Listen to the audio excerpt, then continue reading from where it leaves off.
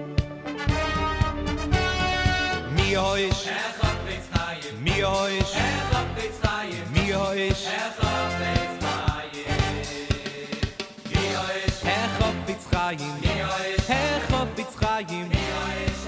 Okay, let's begin. So we are studying the laws of Lashon Harah. The reason we're doing this now is that some have said the reason we're experiencing this epidemic, the coronavirus epidemic, which forces us to all be apart, the reason is because when we were together, we were engaged in machlokas. We were fighting with each other. We weren't getting along. And one of the biggest impediments to getting along is Lashon Harah, is speaking evil about each other. The Torah commands us we have to be careful in the way we speak about one another. We have to be respectful, and we're not allowed to speak evil of one another now. There are many laws, and there are many rules and halachas about this. So there's a sefer called Sefer Chafetz Chaim, which was written by the Chafetz Chaim, who's actually, people call him after the name of his book. And his name was Rabbi Yisrael Meir Kagan. And he wrote this book called Sefer Chafetz Chaim, which goes through all of the laws of Lashon Harah. You can also get it in English, if Amazon is still delivering. I highly recommend it. Right here. There's a few of them. There's also a pocket-sized one you can get. But it's something which is very, very important. And Rav Chaim Kanievsky, actually, as I mentioned, that one of the greatest living Torah sage today, has said that someone who is careful with Lashon Harah during this time will be guaranteed that he'll be safe during this epidemic. Now, it's interesting that a lot of the movements which have veered from Torah Judaism over the years, they have jettisoned a lot of the laws. I once read an article by a Reform rabbi, and he said that he, according to him, he understands why a lot of the Torah laws they don't keep anymore because, according to him, they're not applicable anymore, which obviously is not true. But he says he can't understand why the Reform jettisoned the laws of Lashon Harah, of how to speak appropriately to one another, because even according to them, that's something that people should learn, even according to him. And he bemoans the fact that only the Orthodox have a hotline. There's actually a hotline you can call if you have a question, if something that you want to say is evil about somebody else, to know if you're permitted to say it. For example, there's a lot of details when it comes to the laws of Lashon Harah. Right? We're not allowed to speak evil about somebody else, but what if you know that your friend is going into business with somebody else, and he happens to be a crook? Are you allowed to tell your friend, hey, don't go into business with that guy, he's a crook? Or is that also Lashon Harah? Or something like that. Or what if your boss tells you, tell me what so-and-so did, or else I'm going to fire you? Are you allowed to speak Lashon Harah in that situation? So hopefully, you'll be able to learn these laws, since many of us are homebound, and those who are not can also learn. But the way this book works is that first, the Chafetz Chaim writes about all the negative prohibitions one violates when he speaks Lashon Harah. Right? When there's 630 commandments in the Torah, 248 positive commandments, meaning commandments that we have to go out and do. The Torah says, do something like eat matzah, shake a lulav, put on tefillin, tell the story of the Seder, the night of Pesach. And then there's negative prohibitions. There are 365 negative prohibitions. Don't eat an animal which wasn't shechted properly. Don't eat a pig. Don't murder. Don't steal. All of these things. So the Chafetz Chaim, the first thing he does is he writes, first, sometimes an action which is done doesn't only violate one prohibition. Sometimes a person can do an action and he can violate many, many prohibitions. So what the Chafetz Chaim does at the beginning of his book is he goes through all of the prohibitions and the mitzvos that one violates by speaking negatively about somebody. So let's start at the beginning with the negative prohibitions that the Chafetz Chaim records. So again, I'm going to read it in the book itself, and if something's not clear, there's a chat here, so please feel free to ask away if something's not clear, or if you want to ask a question. This is my first time doing this, so bear with me. Okay, the first negative prohibition: hamargo b'chavero over belosase. Somebody who gossips about his friend violates a negative prohibition in the Torah. Shenemar, the Torah says, lo selech rachel ba'amecha. You should not be a talebearer in your people, amongst your people. Ezeu rachel, who's a talebearer? Zeh shetoin dvarim v'holech mizeh lazeh. This is somebody who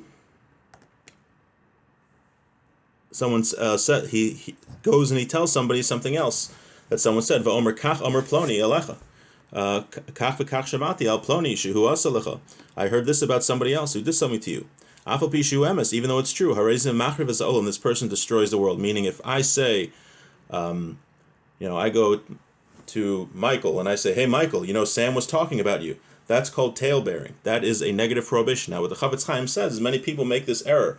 They think to gossip or to speak Lashon Harah, it's only when you lie about somebody. It's only if I say, somebody is a crook and he's not really a crook. That's a negative. Many people think that that's the prohibition of Lashon Harah, but that's not necessarily the case. Even if someone goes and says something negative about his fellow and it's true, then that's also the prohibition of rechilus or Lashon Harah. Again, rechilus is when you go and say, hey Mike, you heard what Sam said about you? And Lashon Harah is just telling somebody else a negative thing about a person. And he says, the Chavetz Chaim starts by saying that this actually destroys the world. He says, V'yesh avon gadol mizeh ad ma'od. This is a very, very serious sin. V'hu Lashon Harah. This is Lashon Harah. V'hu b'chlal lav zeh. Now, Lashon Harah is included in this. V'hu ha'mesaper b'gunus chaver. It's saying something negative about your friend. Afal pi she'omer emes. Even if you're saying something that's true. If you say,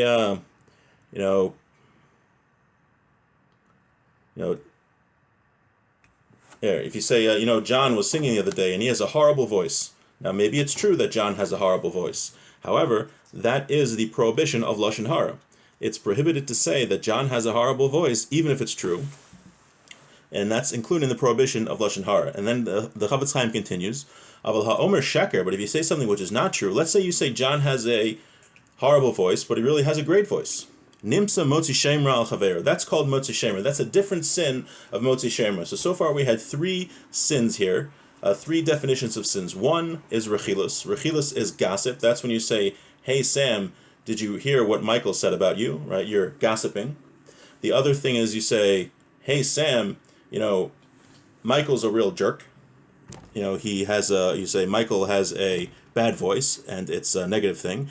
And the third thing is and it's true. And the third thing is called motzi shemra, which is when you say something about somebody else that is false. So again, we have rechilus, motzi shemra, and Lashon Harah. Okay, that is the first negative prohibition. Second negative prohibition, va'over nami hamasaper, someone who speaks negatively about his friend.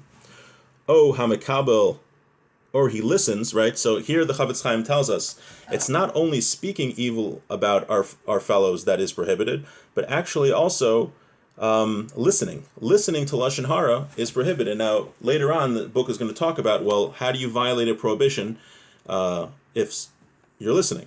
Meaning, what if you can't move? What if you're stuck there? Your boss is telling you something negative about what someone tells you. What do you do in that situation?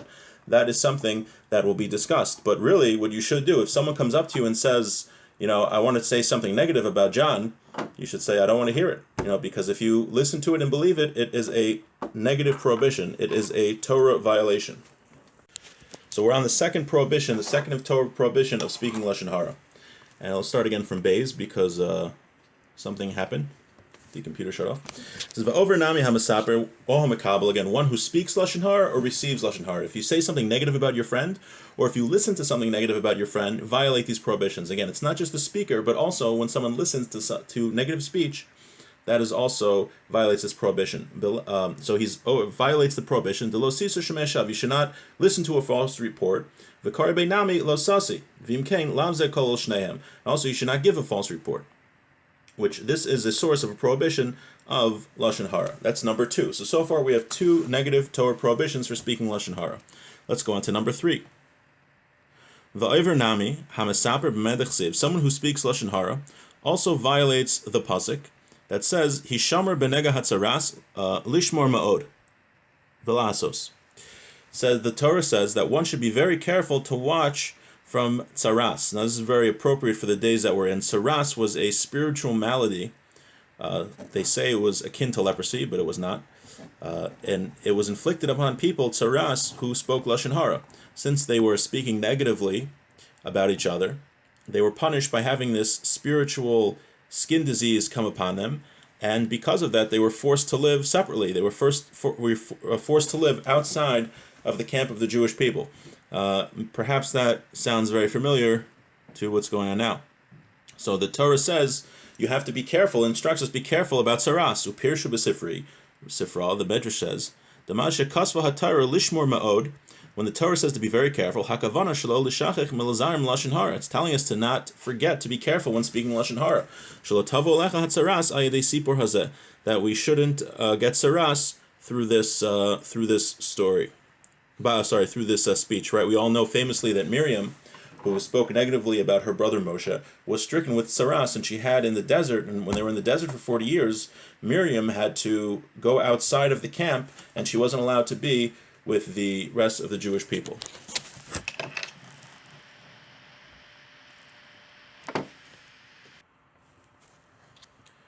Okay, so we just mentioned that there is a prohibition to be careful of nega hatzaras, which means to not get this spiritual skin disease that comes upon a person when they speak Lashon Harah. Speaking evil about somebody, Hashem would punish people back in the day that they would get this skin disease and they would have to leave the camp of the Israelites, of the Jewish people, and have to be separate from everybody else. And that's the third negative prohibition. So far we're up to 3 negative prohibitions for somebody who speaks Lashon Harah. What's interesting is that you think about it, certain mitzvahs only have 1 negative prohibition, like eating non-kosher. If you eat an animal that wasn't shechted properly, that's only 1 prohibition. But so far we're up to 3 negative prohibitions in the Torah for speaking evil of each other. What the Chavetz Chaim is trying to do is trying to help us realize how serious it is to speak Lashon Harah, how it can totally negatively impact our soul, and it can negatively impact the Jewish people and the world as a whole, and how much God wants us to speak nicely about each other, and how much Hashem wants us to get along. Okay. Now we're on lav number 4, negative prohibition number 4. V'oiver nami hamasaper v'hamakabel, balav de lifnei iver lo titein mechshol, ki kol echad nosein mechshol lifnei chavero, sheyavor al lavin hamufurashim b'Torah. So the Chavetz Chaim says there's also another prohibition called lifnei iver. Lifnei iver means to literally place a stumbling block in front of a blind person. Right? There's a prohibition in the Torah to put a block in front of a blind man and cause him to fall. Now, in addition to that, or maybe not only that, there's a prohibition to help somebody sin. Not only is if somebody who does something wrong and violates the Torah, is it a negative prohibition, but also if you help somebody sin, you also violate this prohibition of lifnei iver. So the Chavetz Chaim writes that if you speak Lashon Harah, not only are you violating the prohibition of speaking Lashon Harah, but you also violate the prohibition of lifnei iver. Why? Because we mentioned that someone who listens to Lashon Harah also violates a negative prohibition. So the person who's speaking, he violates the prohibition of Lashon Harah, and he also violates the prohibition of lifnei iver because he's helping his friend, he's violate the prohibition of listening to Lashon Harah, because if his friend wasn't there, he wouldn't be able to say it. So the person who speaks it is helping his friend, you shouldn't use the word help, but he is causing his friend to violate this negative prohibition of listening to Lashon Harah, and the person who's listening to it is helping his friend speak Lashon Harah, because if there was nobody there, there would be nobody that the speaker could speak to. So both the speaker and the listener violate this prohibition of lifnei iver, of helping somebody else sin. There's a difference between the one who speaks the Lashon Harah and the one who listens to the Lashon Harah. The hamasaper over belav ze beinim hashomin rabim omuatim. V'adraba kol sheyisrabu hashaymin yisrabu alav ze ki hu nosin michshol lifnei kama anashim lo kein hamakabel after de'eno over belav ze rakim hu levado shemei mimenu ata Lashon Harah or rechilus v'ilu hayaholech. I'll translate in a second. V'ilu hayaholech ata me'etzlo lo hayalo el mi lisaper halish nabisha shalo. Avalim yesh belado shomim acherim be'es ma'isa efshir dein over shemei alav ze ki im alav acher hamufurashim bepsichazu v'ayin bebermanchaim. Very interesting. He says there's a difference, even though that the one who listens to Lashon Harah and the one who speaks Lashon Harah, they both violate the prohibition of lifnei iver about helping somebody sin. There's a difference between the person who speaks Lashon Harah and the person who listens to the Lashon Harah. Regarding the person who speaks the Lashon Harah, the more people that are there, the larger his sin is. And if there's one person there, he violates the prohibition of lifnei iver, of placing a stumbling block, of helping somebody sin. And if there are 100 people there, he violates this prohibition of lifnei iver. However, it's not the same, and it's actually worse. If you speak Lashon Harah to more people, it's a much, much more severe sin. That's why the internet is so dangerous, because if you say negative things about people in a public forum, it's much worse than if you said it privately. Now, that's not the same for the one who listens to the Lashon Harah. The one who listens to the Lashon Harah, he only violates lifnei iver if he's the only one there. Why? Because if he wasn't there, the person speaking wouldn't be able to say the negative speech, because there would be nobody listening. However, if there's 100 people there that are listening to the Lashon Harah, then the fact that he's there doesn't make a difference. So he doesn't violate the prohibition of lifnei iver. I mean, he does violate several other prohibitions which the Chavetz Chaim is going to describe, but this specific prohibition of lifnei iver, of helping somebody sin, he doesn't violate, because even if he wasn't there, this fellow would still be speaking Lashon Harah. Okay. V'kol ze im bo acher has chalas hasipur, aval harishon shehischel lesaper lefanav, af shebo acher kach ela shmua hara hazois oda nashim bevade over b'chol gavna ki al yado huschal ha'isr. Very interesting. He says that the listener doesn't violate lifnei iver when there are many people. That's only when he wasn't the first person there. But when he was the first person there, that means the prohibition started with him. So if I'm standing here and you come and speak Lashon Harah, and many, many other people come, even if now I would leave, this fellow would keep speaking, and maybe I'm not integral to his sin and I'm not helping his sin, but nevertheless, since the sin started with me, that I was the first one there, the Chavetz Chaim says in that case he does violate the prohibition of lifnei iver. Va'al kol panim, tzarich lizar me'od mechaburas ke'ele, shelo leishev imahim, ki lemala kulam nichtavim b'shem Chaburas Resha, ki kein isa b'tzavas Rav Gadol, shetziva lahorken es benav az elashano b'ni al teisha b'chaburas ha'omrim ginai b'chavreihem, ki kishadvarim olam l'mala b'sefer nechtavim b'chol ha'omdim sham nechtavim b'shem Chaburas Resha. Now he says, even though you might not technically violate this prohibition of lifnei iver if you're listening to the Lashon Harah with many, many people, he says, nevertheless, you should be very careful from being part of such a group. Why? He cites that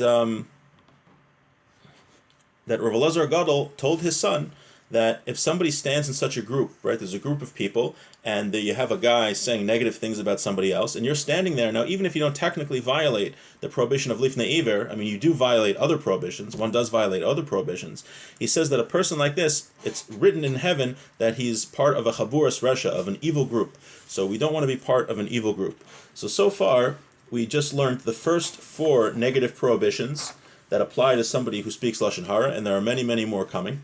Don't think that's it. And hopefully we can do a little bit of this every day during the coronavirus crisis, because, as we mentioned at the beginning, perhaps the reason that we're all forced to be apart is because we didn't get along when we were together, and part of getting along is speaking nicely to each other and not speaking negatively to each other. And besides that, Rav Chaim Kanievsky wrote that we should all be mechazik, we should strengthen ourselves in studying the laws of Lashon Harah.